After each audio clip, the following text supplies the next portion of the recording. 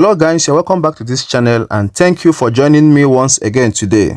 So I've always said it in this channel that anybody that is against P2B and against the obedience movement is an enemy of good governance. And such a person does not want a better and a working Nigeria. I'm telling you the truth. Such a person does not want to see Nigeria, get better. And Reno Omokiri has shown to be such a person. I'm telling you the truth. Because the way he comes out online on daily basis to make posts just to defame P2B, just to create that impression that P2B is a very bad person, is what, I can't tell. You see, he always comes out online to, deceive gullible people, trying to make them to believe that P2B is actually the worst politician in Nigeria. Meanwhile, we know who he is working for. And we know that the person he is working for is the worst politician in this country. They are the same set of people who has kept this country in this situation at the moment. This is the same Reno Omokiri who supported P2B previously. You see it? So what actually happened? Why did he suddenly turn around to become enemy? The way he make posts, defaming P2B shows that there is something really going on between the two. This is the same man that endorsed P2B.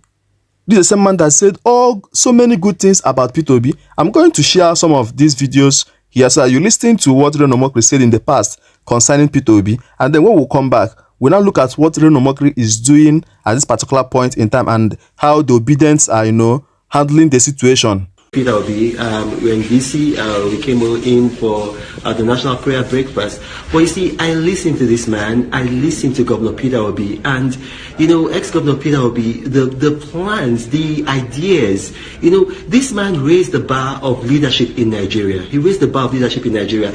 Since he left office, can you believe that this man does not take anything, not even like a penny from the Anambra State government? And while he was there, he was a man that built up Anambra State. Anambra State used to be almost educationally disadvantaged. And then in less than 2 years, he brought them to be #1. He left that state with a reserve. Look, we need people like this. I'm so proud of Governor Obi. I listened to him today and, I was taught, do we have fellows like this in Nigeria? I'm very proud of this man. Look at everything that he has touched. He made money for himself in the private sector. He made money for Anambra State in government. Anambra State doesn't borrow money. Are you aware of that? These bailout funds that the current administration is giving states, Anambra State, he left enough for Anambra State. I'm very proud of this man. Now, I believe you listened to that. That was Reno Omokiri in the past. You see it? Now, something happened recently. Reno Omokiri came out to say that throughout P2B's 8-year tenure in Anambra State, as the governor of Anambra State, that he never built any school. And he challenged obedience to show him one school that P2B built, and he's going to give that person, $10,000. Trust obedience, they responded. They even had to, send him some of the schools that P2B built during his stay as the Anambra State governor. And all Reno Omokiri could do was to block those people. You see it? I'm telling you, that is a very big insult to P2B, saying he should, he didn't build any school. I'm going to share the list of schools that P2B renovated. This is the same man during his tenure as Anambra State governor that took Anambra State educational system from number 20-something in Nigeria to the #1 in the whole country. You see it? And now, obedience has come out to expose Reno Omokiri that the reason behind the so much hate he now recently developed for P2B is that he actually proposed something that did not go down well with P2B. And P2B rejected that proposal. And since that time, Reno Omokiri has been fighting tooth and nail to bring down P2B, to defend P2B, to create a false impression in the mind of gullible people that P2B is a very bad person. You see, that is why these activists can never be trusted. The so-called political activists in Nigeria, they can never be trusted. Few days ago, it was Stone Todike, the likes of Daniel Boaladem.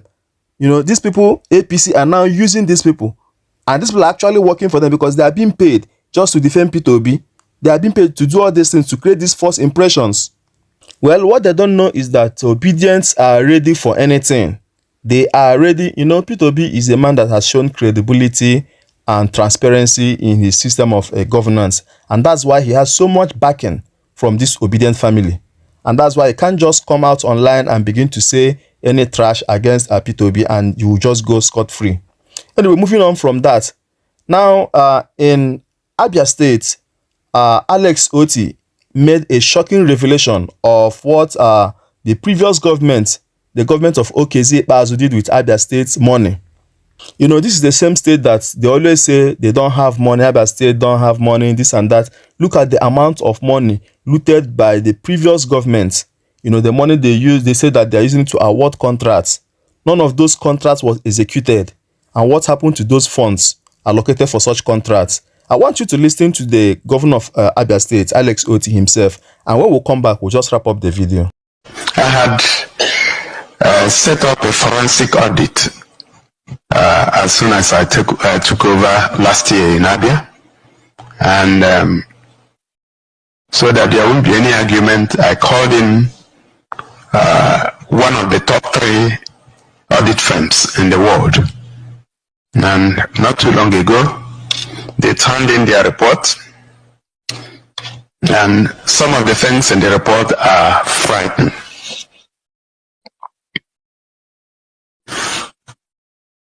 So, some 9.3 billion naira was paid to 7 contractors for contracts that were not executed at all up till today.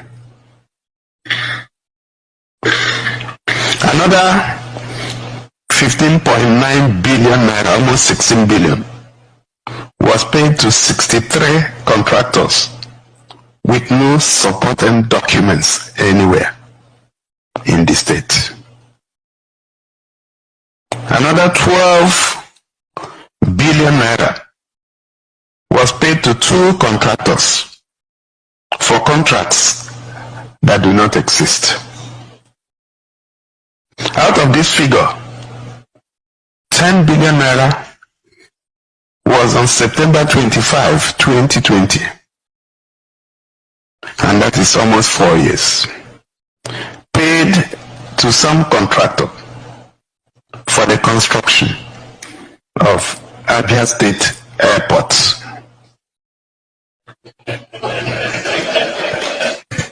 We have spent time trying to locate the airport.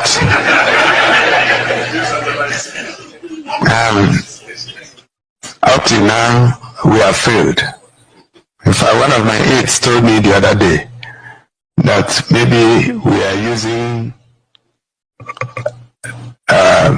native intelligence to look for the airport, that we should seek artificial intelligence.